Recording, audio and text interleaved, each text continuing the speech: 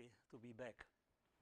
I want to talk today about one thing, which is about robustness, basically. How do we deal with what I call unwanted variability?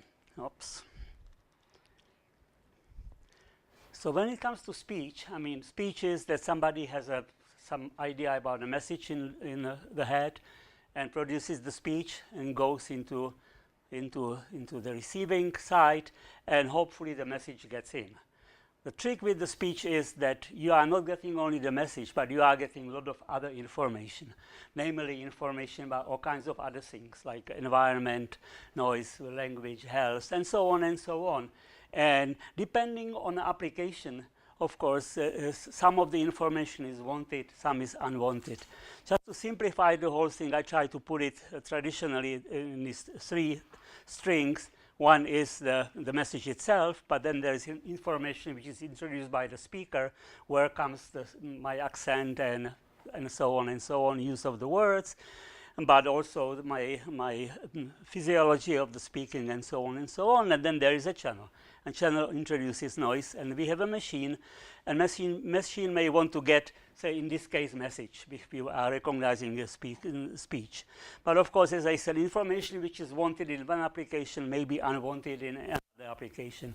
If you're trying to go for text-independent speaker recognition, obviously you would like to suppress the message and enhance the speaker characteristics. If somebody asks you to recognize the environment, you may want to focus on environment, and so on and so on. Some people believe that this is the right way. Since we talk about the neural nets, I want to bring up this particular approach which is promoted nowadays, which is like you take the speech and you take the signal in and goes into deep neural nets, and then this net is trained on everything which you don't want. So you train it over all these sources on unwanted variability, and of course deep neural net will magically learn everything what is wanted, what is unwanted. What comes out is the information. So some people definitely promote this approach, and I'm not saying that it's bad or good. It's inspired, of course, by things like insects. So if you are insect, this is a very reasonable approach to recognizing what you want to get. And of course, insect very often needs to recognize if the bat is there to eat it. And so this is a very simple system, right? I mean, there is a receiver, changes acoustic pressure into signals, and goes into central neural system. There is about 10 to the 6 power neurons, and there you get the information which you need to get. Namely, is there something which wants to eat me? If you are a human being, which tries to recognize speech, you have to admit that the system is much more complex. So there is no accidental that there is a very complex the transmitter. I mean, the receiving part, the ear, and then there is the whole system of the processing.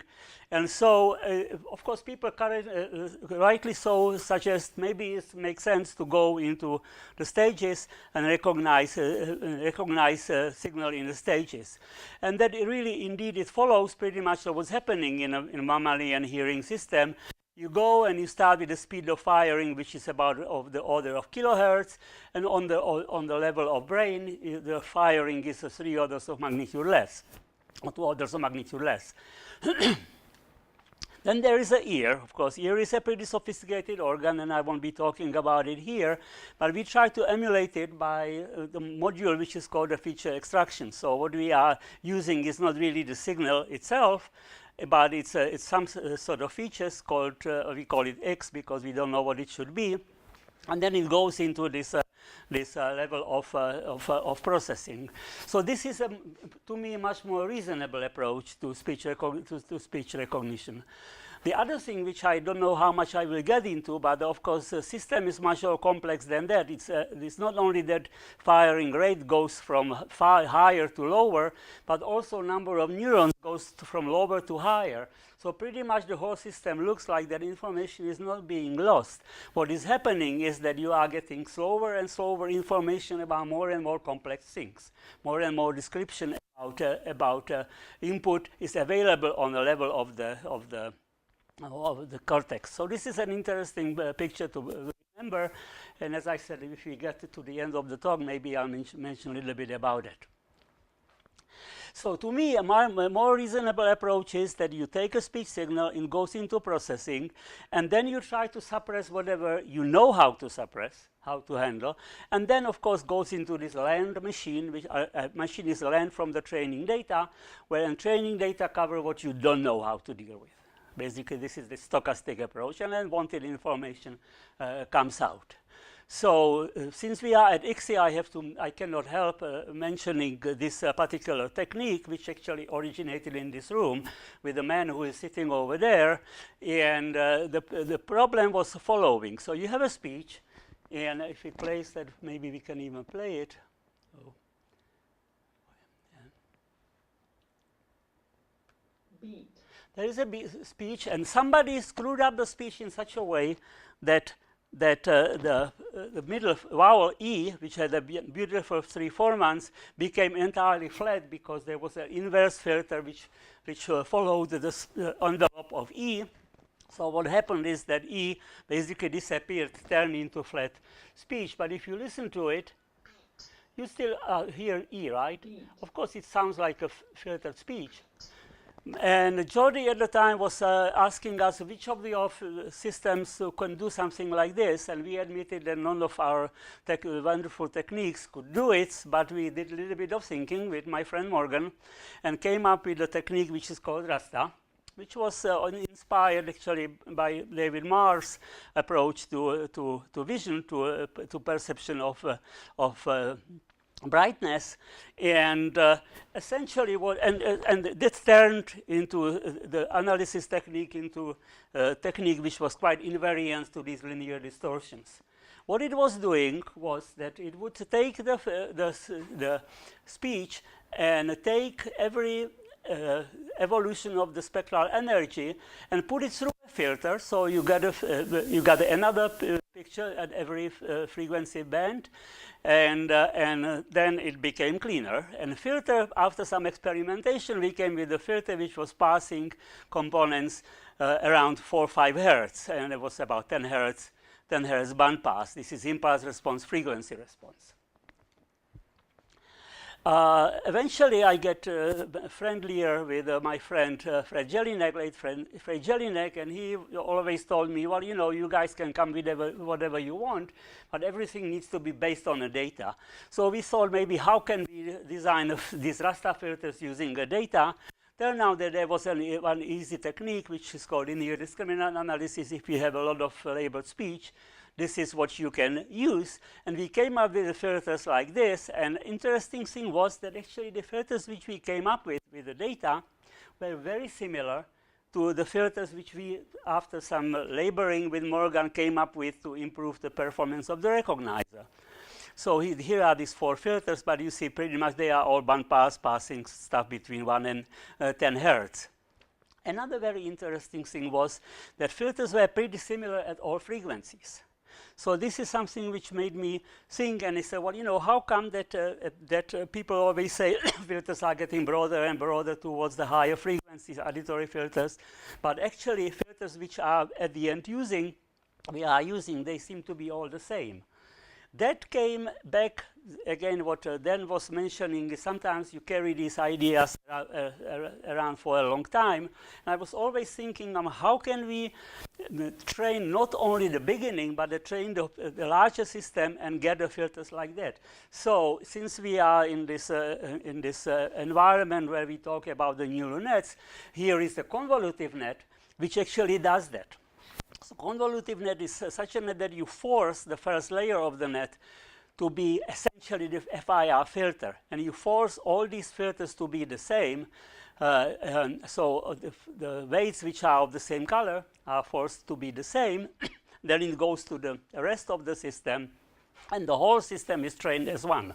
This time you not only training the beginning, but you actually train the whole system to get to the probability of the speech sound. And what is it that you are getting out of this? Well, first is that you are getting improvement, but this is not so surprising because you adapted the system, right? I mean, we started with Hamming-weighted cosine weights, and after some iterations, you get this adapted system, and it actually does better. So these adapted weights are as good if you use only six bases as the DCTs when you are using about 12 bases. What is more interesting is what happens if you look at the filters itself, because now you can look at the filters, they are still sorry, FIR filters. Pretty much, if you look at the frequency responses here, I'm showing 3 of them.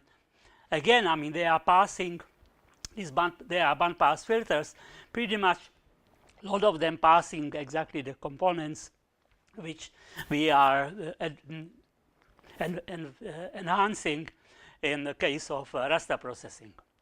So this is interesting. Interesting thing also is if you look at what is called cortical receptive fields, and you start looking, we took about 2,000 of them, got in from Maryland, from Imam Esgarani, and did a PCA analysis along the temporal axis. What you start seeing shapes like this. If you compute the frequency response, you get the bandpass filters which are enhancing syllabic rate. So you see the same thing in the brain. You see the stuff in the, it works better for recognition. That's where we started. We figured out that this is what the data is actually telling us in at least 2-3 ways. I mean, one was discriminant analysis, another one was convolutive nets. And then we are seeing a very similar thing in a brain. In this case, those were brains of ferrets, but you know, that's, they are not all that different from what we are using. So this was the story of raster. I could go a little bit longer about raster, but I wouldn't finish in 20-25 minutes. Let me go to another problem which also bothers me. So what we sort of believe that we should be dealing with, if there is some noise which effect is unknown, then a training is the answer. As long as you know how to deal with the noise, obviously you should suppress it. I mean, that's not a big deal, right? But if you don't know what the effect is going to be, our universal approach is that we are using stochastic techniques, training the recognizer, get a learning machine, and get a wanted information. So what bothers me here is that, is this the optimal way of going? This is the way everybody is now working with. So I'm on a sabbatical, and I'm thinking a lot about other things than speech recognition, like skiing, for instance. So in skiing, in old days, I mean, that was a skier, and such a skier was cross-country skiing and downhill skiing and slalom and jumping and everything. I mean, those people were universal people, just like our universal recognizers nowadays, right? But gradually, what you get is that here people who do cross-country skiing are typically not the ones who are competing in the downhill or jumping. Basically, they start specializing. So I thought, well, what is better? Is it better to have one recognizer which is universal, or is it better to have a recognizer which is specialized? This is a small experiment which we did recently at Hopkins, where you take the signal, you train the deep neural network, of course, and get out results. What you see here is obviously what if the environment is matching, you get the best result. The moment you get a mismatch, you get a worse and worse results. Those are errors, right? Error rates. But what you see on the diagonal is whenever the environment is matched, you get a very reasonable result. What we do, as I said, we are training this universal classifier. We train the multi-conditional training, and things get much better, obviously. I mean, the recognizer gets much more robust. But still, it hardly ever reaches the situation where you get a perfect match. So this is sort of something which bothers me. What you can try to do is that you try to at least process the things in independent streams. So you have one clean classifier.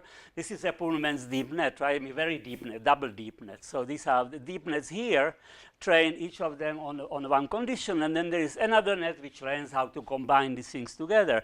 And what is the nice thing to see is that things do get better. So actually, sometimes they get quite a bit better. You know, in clean case, you get even multiband, you get even better than a match. The same thing here in 10 dB SNR. So designing the recognizers which are specialized for particular condition, and figuring out the ways how to combine these classifiers seems to be a reasonable way to go, at least based on these results. I have similar results for different types of noises, like when you have, you know, the buccaneer and the car and so on and so on. Pretty much you see the very similar thing. What really bothers me is the situation where you have to deal with something new. So imagine that you are asked to invent the guy who does the ski acrobatics. So what you do is that you pick up the guy who basically is the closest to that, probably downhill skier, I guess, and then you try to figure out what is it that you need from this guy and what is it that you don't need. Maybe you don't need the ski poles and so on and so on. And by picking up the person who already knows some task and adapting it to a new task seems to be a reasonable thing to go. So this divide and rule principle actually is following here. You train the skiing skills on various unknown tasks, and say downhill skiing in this case, and then you use the appropriate combination of learned skills to do a new task. Well, we do the same thing in speech recognition in some ways. How do we deal with words which are not in the training, or unknown words, which you don't know that even exist? Well, you train the models on different speech sounds of the known words, and then you put together best combination of these models, which are trained on the known words, so that you get the best match for the new word. This is a royal way of dealing with unknown words in speech recognition. So we may want to try to do the very similar things for unknown noisy environments. So we train the different processing streams on available environments, and then we put together the best combination of processing streams when it comes to a new environment. So this is actually something which we worked on with Erweb, with Morgan for a number of years, 15 years ago, but still comes over and over again. I don't think is being solved so far. Of course, you can guess what is the biggest problem, which is how do you get the best combination of the processing streams. But additional thing is that what kind of streams do you get? So this is the principle, right? I mean, so you know that speech can be coded in many redundant dimensions, and you only hope that not everything gets corrupted at the same time. Or so basically some of these streams, you already know how to use them, right? Streams can be done in various ways. You can use the different perceptual modalities. Somebody was mentioning, Mary, audio-visual. I mean, that's all a legal thing, right? Different streams describing the same thing. You can have a different processing channels in each modality. I mean, you know, your fantasy can go on, and you can use some channels which are strong, which have a stronger domination from the top. Some streams which are mainly dominated by the outside information, and so on. But the real problem is, how do you combine them? So first thing is that you would like to have some strategy how to combine different streams, because that can identify that you may have a problem. If not all the streams are giving you the same, I mean, the similar information, probably some of the modality or some of the part of the signal got corrupted. And then this is the big thing which we are worrying about the most. What is it? How do you pick up the best, the most reliable streams? So you would like, if you can do that, you can adapt to unexpected inputs. You can, and so on. So you can. So what you need really is you need some performance monitor which is going to monitor each of the streams. We spent last summer actually working for 1 month with some people who are here in the audience, too, Rich and Jody and a number of others. And we came with about 4 or 5 different ways how you can describe, how good is the stream without knowing what the real answer is. This is the trick. I mean, so what you really need to know, I mean, what is is your stream giving you a reasonable answer without knowing what the answer is? I don't want to go to all the details, but I use often this M measure. These things also work very well, this autoencoder, and there will be a paper in incoming ICSI, so we can look at it a little bit more. So here is the one system which we are working with. This is still a subband system, so the streams are being formed by by picking up different parts of the spectrum. So we had 31 processing streams, and then on each of these streams there is a performance monitor which tries to pick up which streams are good and selects the best and best streams, and then you average it, put it into Variability decoder. How it works, I mean, you know, it works reasonably well. Again, I mean, I'm an engineer, so I'm kind of used to show the numbers always. Conventional stream, if you get a noise, in this case it was a car noise, degrades quite noticeably. Proposed technique works even slightly better on clean speech, but certainly is more robust. If you pick up the best streams by hand, this is a cheating experiment where you know which streams are good, this is where you get. So you can see that if you are a little bit lucky, your performance monitoring techniques can actually do something good. I would like to conclude with the following thing. This is I picked up from the Wikipedia, and this actually nicely describes in a way what the robustness really is. So robustness is that your algorithm continues operating in spite of the abnormality in the input. Abnormality means something which is out of normal, that is unexpected. To me, it is unknown distortion, which we have to deal with, because all these approaches where people are asked to start working on a reverberant speech, and first thing they start doing is collect as much reverberant speech as they possibly can. It's not the royal way of dealing with robustness, in my mind, because I really believe the problem is not what you don't know, the problem is what you don't know that you don't know. And I give some credits to Ronald Rumsfeld, but Donald, right? Yeah, yeah. And we already forgot about him. I mean, it's amazing, isn't it? But, you know, that's being said for many, many times by many wise people before. I mean, so Donald Rumsfeld wasn't the first one, though he's the most well-known, I guess. And so, in conclusion, fortunately for us, speech researchers, I believe that true robustness, that is dealing with unknown variability, unexpected variability, what I like to call unknown unknowns, because we remember Donald Rumsfeld, right, is still one of the most serious problems, and is going to be more problem as long as we are relying on stochastic techniques, because that really relies on the training data, and it's very tempting always to collect as much data as possible. And so I believe that we need to work on that. And I took a liberty to take a photo of of Mary's slide here, because I realized I never had a single picture of Morgan, because Morgan is actually I carried it in my head all the time, you know, no worry. So what Morgan is saying, you know, the training is fine, and I'm saying also training is fine, DeepNet is fine. I mean, a lot of data is fine and everything, but you can help yourself a lot if you know what you are doing.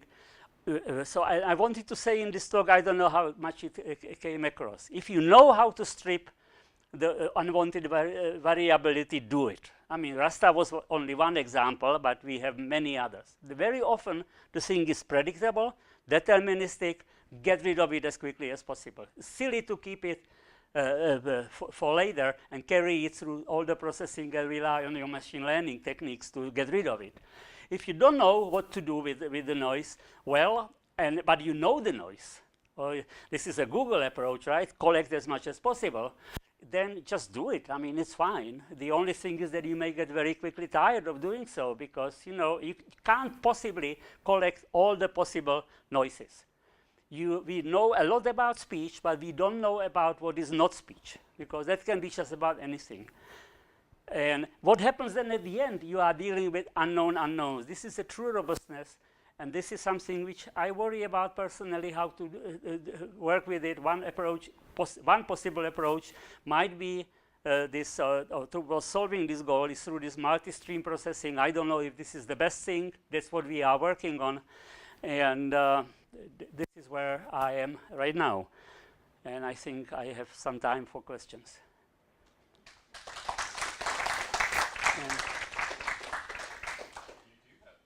Yeah, I tried. So what do you do with not all unknown unknowns are going to be uninteresting? Oh What boy. about the problem when the unknown unknowns are in fact interesting? Oh, well, then in that case, what you may want to do, we try to do that with out of vocabulary words, for instance. So that's where you can get at least some idea that in case of our OOVs, what we did, we had two recognizers or several recognizers which have a different level of the top-down knowledge, prior knowledge. So if you deal with the interesting unknown, it's likely that your recognizer, which is biased in certain direction, to recognize the words which it knows about, is going to be giving you the wrong answers. While the recognizer, which is weaker, may be giving you something which is closer to the reality, what is outside there. And if you see this discrepancy, that's what we did at the time. You saw the discrepancy between the two recognizers, and we said, okay, we are probably dealing with something which we have to worry about. But then you still have to worry about which stream to rely on. And this is something that you basically go back into the first thing. How do I know that my recognizer is working well in presence of the noise? But it's a good question. And of course, these unknowns which are of interest can be extremely important and interesting. Because clearly, I mean, from information theory point of view, what has the low probability carries a lot of information. Yeah, I mean, this is something which we worry about. It was something which we were working on some 5-10 years ago. And I may even have a slide if we have extra time. I don't know if this is a reasonable question or not, but do you think this corresponds to what's going on in listeners? And if so, how? Yes, I think so. I think that you carry some ideas about what is it that you want to recognize. You mean this thing in yes, I think so. I think that we have the reason why I was showing at the beginning this schematic picture of the hearing system as Hynek sees it, which is that you have a lot of cortical neurons, and you have a relatively slow firing rates because these cortical neurons essentially follow the syllabic rate or something like this. But you have 10 million ways of describing the speech. I think that what happens is that as long as there are some neurons which are giving me the right information, I may be able to put together the message from what I think I should be hearing. So for instance, to give you the example about speech, I expect that there are phonemes which change and with a certain speed and so on and so on. Essentially, I think human beings know when they know. And that's what we are trying to do with these performance monitoring techniques. How do you derive from the output of your machine some level of confidence that I know that this is something which I know, meaning like sort of which streams are telling me still about the speech. Yeah, but it's... Go back to that slide you had where you showed the confidence part there. Why is it this one? No, the next, the graph. Why is that blue smaller? This is, yeah, this is... So this one is, we use this one, essentially. What this technique does is that it looks at differences between posterior vectors which are close to each other and which are far away from each other. Far being about a couple of 100 milliseconds, when you are guaranteed you are in different phonemes. And close ones, of course, are telling you you are guaranteed that you are in the same phoneme. And you slide your evaluation for several seconds because you want to average out the different phonemes. And so if the speech is good, what we observe is that your difference between posteriors coming from different speech parts is large.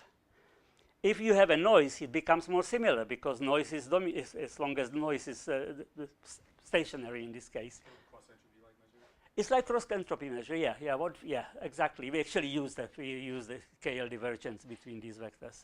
Yeah, it's related to or correlation or something. So this is one technique. There are other techniques which we are looking into. Like for instance, what we have here, we have an autoencoder, a neural net autoencoder, which is trained on training data, and you try to predict what it expects on the test data. If the prediction is coming out bad, you suspect that. So this is something which we worry about a lot. I mean, I probably could have easily talk only about that. But it's a biggest problem. You we touched the biggest problem which we have at the moment.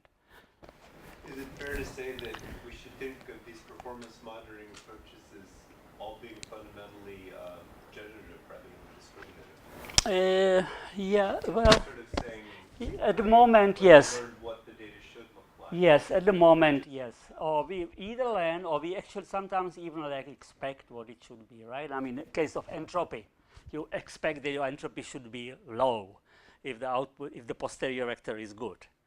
But some number of them are, I personally prefer the ones which we train on the training data, and we say we will never be better than we are on the training data. And this performance wanted to tell us how far we are from the performance on the training data. Yeah, but they are, so far they are generative, but you know, it's only few people working on it. So I try to promote more people worrying about that. As long as we have a stochastic recognition, we have this problem with unknown unknowns. Okay. Well, Thank you very much for all the questions. I was hoping to have many. Thank you.